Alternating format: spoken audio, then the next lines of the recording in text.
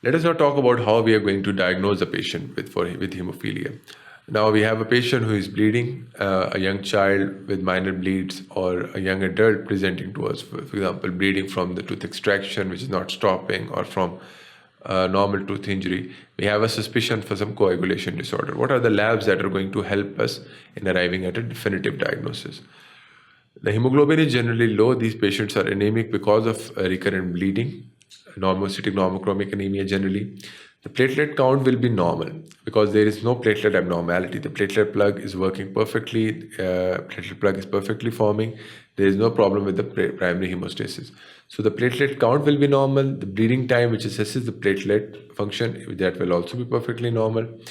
PT will be normal. The prothrombin time, because the factor 7 is working fine.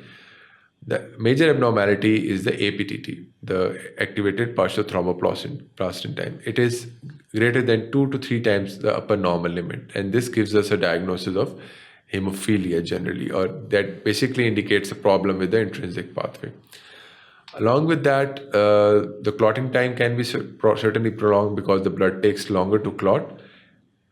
Once we have a suspicion of intrinsic pathway deficiency, the major common disease in the intrinsic pathway is hemophilia. So whenever we have a patient with 2 to 3 times upper limit of the activated PTT, or activated partial thromboplastin time, the next step to do is a factor assay.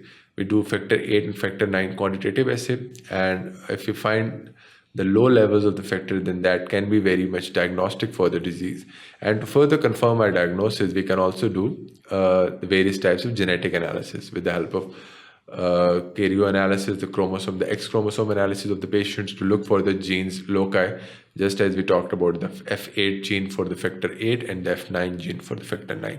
So the genetic test is the most diagnostic test, which gives us a definitive diagnosis of hemophilia. These are the labs that help us in arriving at a diagnosis. Along with that, certain types of radiological investigations are helpful. These are helpful in those patients who have recurrent joint bleeds. So there can be an early onset of the hemophilic arthropathy with the fusion of the joint. There can be certain types of osteophyte formation. The joint narrowing can present very similarly to the patient with osteoarthritis. There can be swelling of the joint space as well.